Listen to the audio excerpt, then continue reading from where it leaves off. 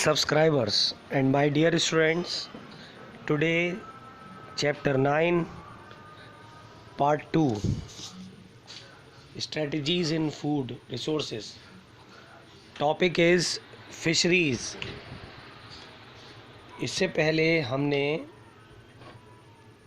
Part 1 में topics देखे जिसमें मोट MOET, एपीकल्चर, डेयरी मैनेजमेंट, ये सब हमने देखा था।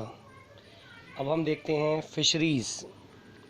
Okay, fisheries, so it is the branch of animal husbandry in which fish keeping, feeding and breeding for production of good quality of fish is called fisheries.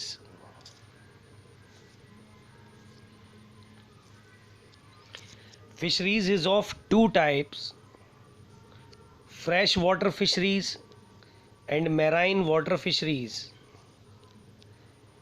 Freshwater fisheries, it is cultivated in river, ponds and lakes. Marine water fisheries, as the name is cleared, it is cultivated in the sea. Second point, it requires the net for fishes, for catching the fishes, freshwater. And now marine, it requires high quality of devices for catching the fishes. Fresh water fishes के example देखें, जैसे Catla, rohu, common carp and mrigal, MIRGAL. Now marine water fisheries example: hilsa, HILSA, hilsa,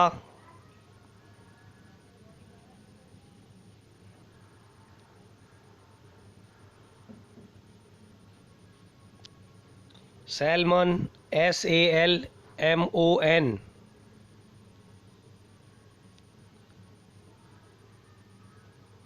eel, ELLEL, sardine, SARDINE. So these are the example of marine water fisheries, fishes. Okay, now pisciculture and aquaculture. Pisciculture, PISSICULTURE. It contains only the cultivation of fishes.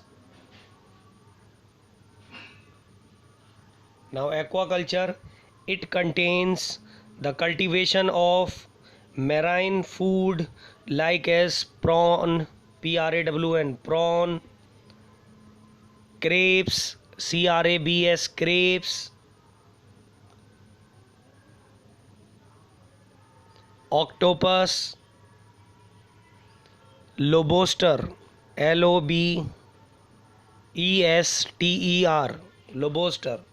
So what is the difference between pisciculture and aquaculture? pisciculture में केवल fishes आती हैं, उनका cultivation होता है, और aquaculture में जितना भी मैराइन फूड है, जिसमें प्रॉन है, क्रेब्स हैं, ऑक्टोपस हैं, वो सब एक्वाकल्चर में आते हैं.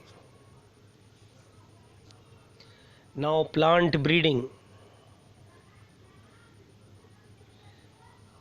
The process in which different quality of plant are produced by hybridization is called plant breeding. It can be applied by, देखें वो कौन से मेथड हैं. Number 1, collection of variety. Number 2, selection. Number 3, cross hybridisation. Number 4, testing and recombination. Number 5 commercialisation. तो अभी हमने plant breeding के 5 step देखे, तो इसको अभी हम समझेंगे।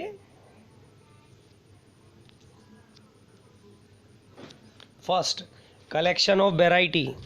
कलेक्शन ऑफ वैरायटी का मतलब हम देखते हैं कि किसी भी एरिया में अगर हम किसी भी प्लांट के बारे में देखें तो उसकी कितनी वैरायटियां हैं।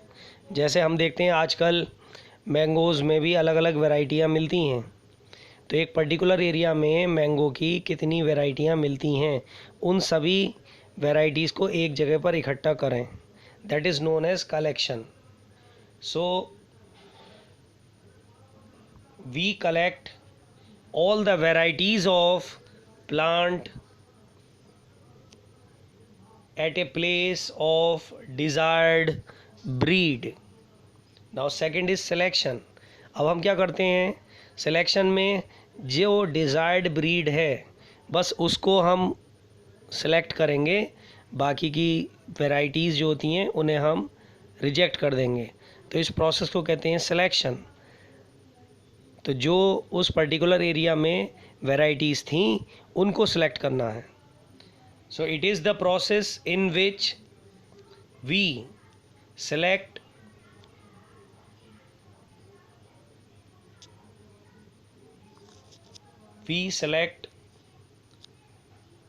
The collective varieties according to our interest. Now third is cross hybridization. It is the process in which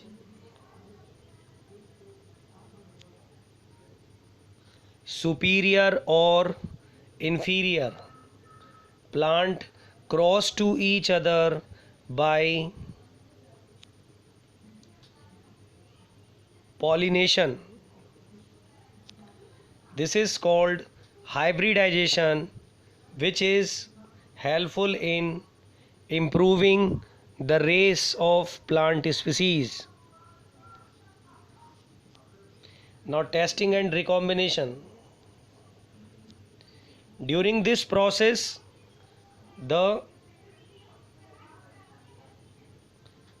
we perform the recombination test by biotechnology, and superior genes are transferred into host plant, that is known as DNA recombinant technology.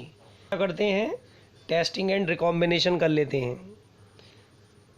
Now commercialisation, it is the process in which selected breed is introduced into the market for commercial purpose, so it is known as commercialization. तो अभी हमने देखा plant breeding जो है वो इन 5 steps में complete होती है। 5 स्टेप्स जो कि हम अभी देख चुके। पहला स्टेप था collection of variety, second step selection, third step cross hybridisation, fourth step testing and recombination, fifth step commercialisation. तो ये क्वेश्चन 2 मार्क्स में आ जाता है। So you prepare this question by learning all the 5 steps.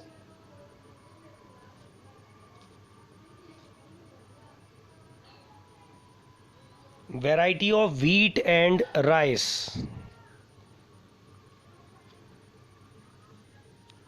Okay, now understand it.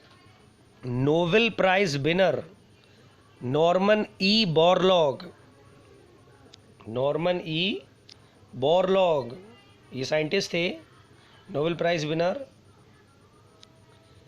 Eight international centre of wheat and maize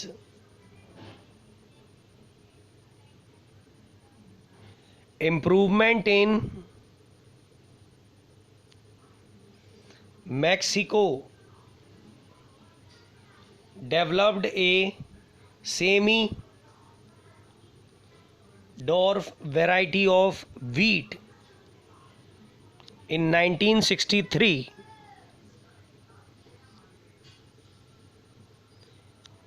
Sonalika and Kalyan Sona are the high yielding and disease and yielding and desire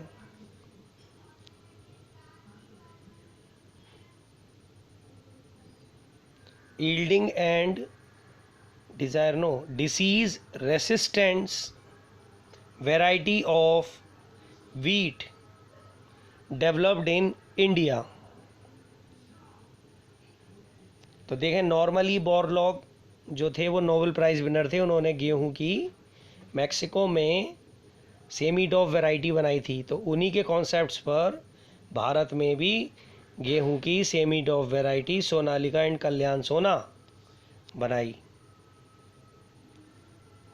जो कि अच्छी फसल देने वाली थी और बीमारियां जिन्हें आसानी से नहीं लगती थी, डिसीज़ रेसिस्टेंट वैरायटी थी। अब हम देखते हैं semi dwarf variety of rice were developed from IR8 developed in IRRI, full form International Rice Research Institute in Philippines, and Taichung TAICHUNG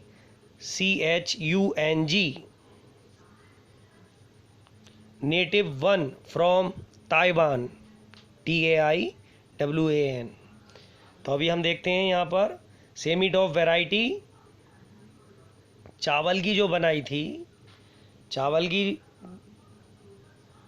थी उसका नाम था IR8, जो कि international rice research institute IRI, जो कि फिलीपींस में है, उनके आइडिया पर बनाया। और दूसरा हम देख रहे हैं ताइचुंग नेटिव वन, ताइवान के अंदर राइस की सेमी डॉफ वैरायटी बनाई थी। In India we develop semi dwarf variety of rice Jaya and Ratna. तो इंडिया में भी चावल की जो वैरायटी बनाई गई उसका नाम जया एंड रत्ना रखा गया। तो अभी हमने नॉर्मल ई बोरलॉग का रोल देखा, जो कि नोबेल प्राइज़ विनर थे, और सेमी डॉफ वैरायटियाँ गेहूँ और चावल की बनाई गई आइडियाज़ लेकर। तो जो गेहूँ और चावल हैं ये मेन क्रॉप हैं, मेन सीरियल हैं जो पूरे वर्ल्ड में खाए जाते हैं।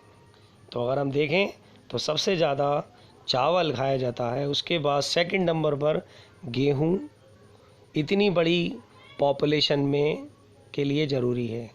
पूरे वर्ल्ड की पॉपुलेशन के लिए दो मेन सीरियल हैं, गेहूँ और चावल, जो पूरे वर्ल्ड में खाए जाते हैं। तो हमें सेमी डॉफ वैरायटियाँ जो अच्छी वैरायटी वाली थी वो बनानी थी। इस काम के लिए सबसे पहले जो काम किया था वो नॉर्मन ई बोरलॉग ने किया था, जिन्हें नोबेल प्राइज़ मिला 1963 में।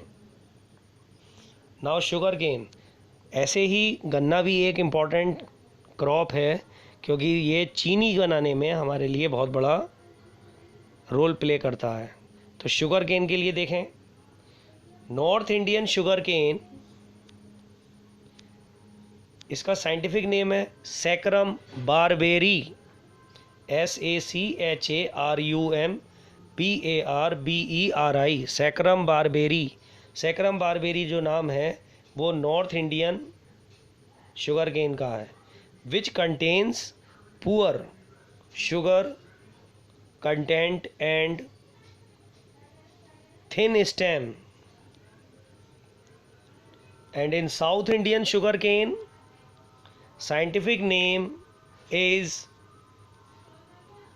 Saccharum officinarum, SACCHARUM, Saccharum officinarum, OFFICINARUM।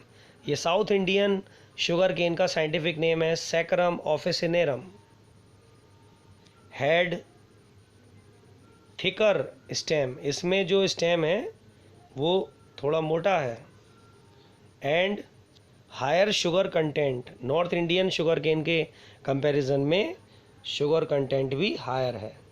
So we could not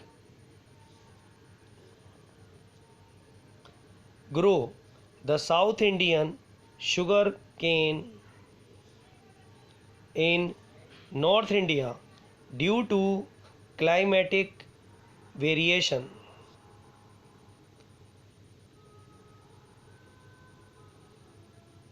But these two species were successfully crossed and obtained the desired quality of spring.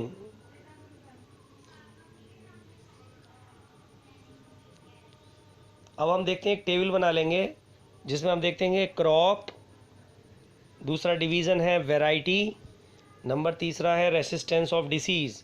तो देखें क्रॉप में सबसे पहले हम देखें वीट, तो वैरायटी थी हिमगिरी, और रेसिस्टेंस ऑफ डिसीज़ में leaf and stripe, STRIPE stripe, rust and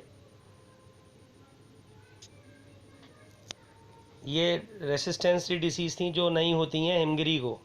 second Brassica, Brassica में वैरायटी है पूसा सोरनेम,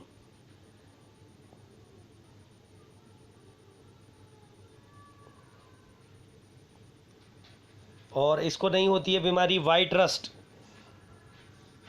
इसके बाद है कॉलीफ्लावर, इसमें आएगा पूसा सुबर्ना और पूसा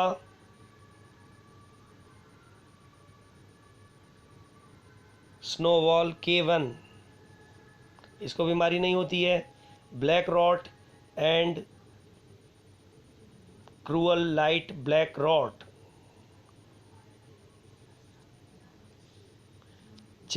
चिली जिसका एग्जाम्पल है वैरायटी में पूसा सदाबहार, और यहाँ पर वैरायटी में देखेंगे chilli mosaic virus, tobacco mosaic virus and leaf viruses. Cowpea variety में लिखेंगे पूसा कोमल, और डिसीज़ रेसिस्टिंग में बैक्टीरियल ब्लाइट, ये बीमारियाँ नहीं होती हैं. Plant breeding for improvement in food quality. तो नेक्स्ट टॉपिक है plant breeding for improvement in food quality, bio fortification. तो देखें बायो फोर्टिफिकेशन एक इम्पॉर्टेंट टॉपिक है जिसमें हम समझते हैं कि किस तरीके से फूड में या हमारी डिज़ायर्ड क्रॉप में मिनरल्स विटामिन्स का हम एनरिचमेंट करते हैं, उसी प्रोसेस को कहते हैं bio fortification. So it is the process in which breeding crops become rich in vitamins, minerals or higher protein with healthy fat is called biofortification. ये इसकी डेफिनेशन हो गई. अब बायोफोर्टिफिकेशन के लिए एग्जांपल लिखेंगे. इन 2000 मेज hybrid that had twice amount of amino acids, जैसे लाइसिन एंड ट्रिप्टोफैन, ये दो अमीनो एसिड हैं, इन कंपैरिजन टू ऑर्डिनरी मेज. तो 2000 में जो साधारण मक्का होती है उसके कंपैरिजन में हमने 2 गुना अमीनो एसिड्स को डेवलप किया. वो अमीनो एसिड्स थे लाइसिन एंड ट्रिप्टोफैन, जो कि बायोफोर्टिफिकेशन का एक एग्जाम्पल हो गया. Wheat variety Atlas 66 having high protein content. तीसरा एग्जाम्पल लिखेंगे a rice variety from iron fortified has 5 times more iron than common variety. IARI, full form Indian Agriculture Research Institute. IRI has developed the several varieties of vegetables. इसका example जैसे carat, pumpkin, spinach contains vitamins enriched.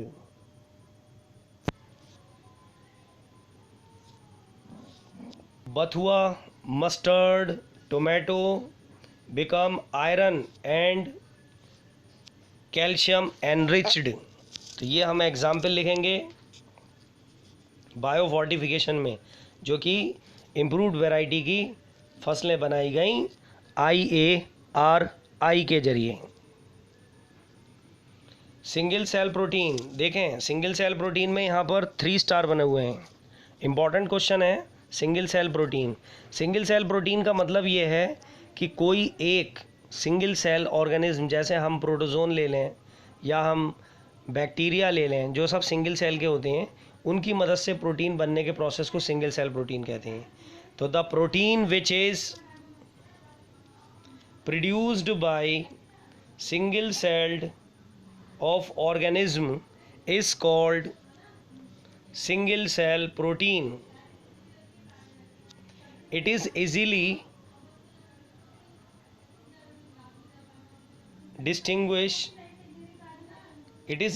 digestible.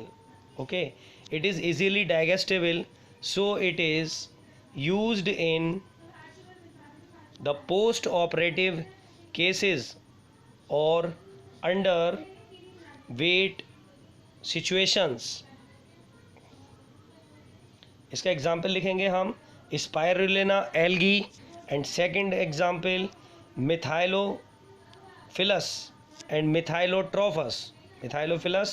मिथाइलोट्रोफस bacteria. Okay, now spirulina, it is the algae which is used to grow on the waste material like waste water from the potato processing plant containing the starch, animal manure, sewage. Spirulina can easily be grown. It can serve as a food rich in protein, minerals, fats, carbohydrate and vitamins. अब दूसरा example लेंगे मिथाइलोट्रोफस और मिथाइलोफिलस bacteria का। Culture which can be grown by biotechnology. एक 250 kg काव, अगर हम देखें कि 250 किलो की एक गाय cow can produce 200 gram of protein. 250 kilo की गाय लगभग 200 ग्राम प्रोटीन तैयार करती है। Whereas the bacterial colony of these 2 bacteria, जो बैक्टीरिया भी मैंने बताए methylotrophus and methylophilus bacteria,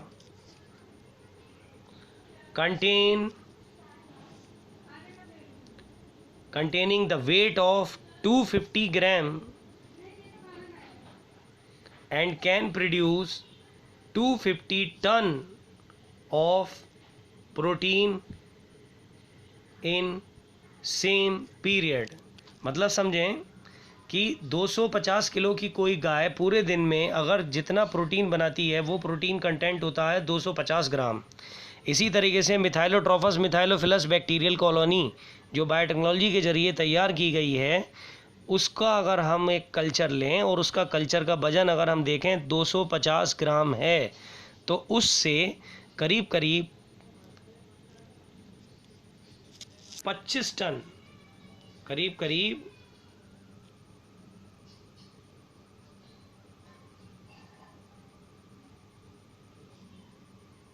25 ton के आसपास प्रोटीन तैयार किया जा सकता है।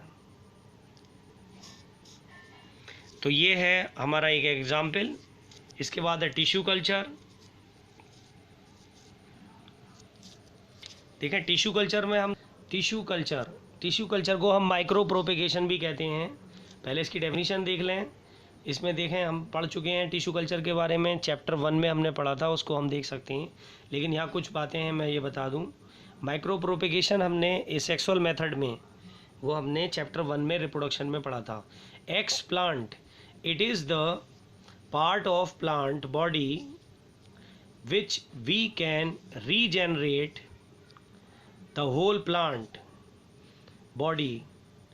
The eggs plant contain this capacity known as totipotency, and these types of cells are called totipotent cell. तो देखें जो कुछ प्लांट बॉडी के अंदर ऐसी सेल्स होती हैं जो पूरी बॉडी को रीजनरेट करने की कैपेसिटी रखती हैं, तो इस तरीके की सेल्स को हम टोटीपोटेंट सेल्स कहते हैं और उनकी इस कैपेबिलिटी को टोटीपोटेंसी कहते हैं। तो प्लांट बॉडी के इस तरीके के पार्ट को हम एक्सप्लांट कहते हैं। इसके बाद हम देखें the capacity to regenerate the whole plant body is called totipotency. Example of totipotency, soma clone, the cut piece of potato, ये कहलाएंगे। इसके बाद हम देखते हैं the part of plant body where viral infection could not take place is apical meristem because of these are dividing cell. तो apical meristem में viral infection नहीं होता क्योंकि ये डिवाइडिंग सेल्स हैं। सोमेटिक हाइब्रिडाइजेशन देखें, in which two varieties are somatically hybridized and form a new variety is called somatic hybridization. इसके लिए हमने देखा पोटैटो और टोमेटो को क्रॉस कराकर हमने एक वैरायटी बनाई, उसका नाम बना पोमैटो।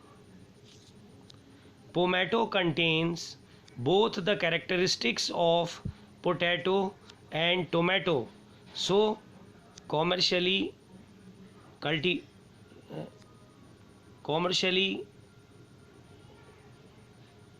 यूटिलाइज्ड। तो पोमैटो जो एक हमने सोमेटिक हाइब्रिडाइजेशन के जरिए बनाया था, तो उसके अंदर हमने पोटैटो और टोमेटो को क्रॉस करके बनाया, जिसमें पोटैटो और टोमेटो दोनों के कैरेक्टरिस्टिक्स थे। लेकिन इसको बना लेने के बाद पोमैटो जो है वो कॉमर्शियली सक्सेसफुल नहीं हो पाया। तो ये सोमेटिक हाइब्रिडाइजेशन का एक एग्जाम्पल है जिसमें हमने एक मिक्स हाइब्रिड पोटैटो और टोमेटो से बनाया पोमैटो। और इसी के साथ यहाँ पर हमारा चैप्टर 9 कंप्लीट होता है। I think all of you are completing your work, so complete neat and clean in the entire video. I read this video very slowly so that you can write the given work properly. Okay.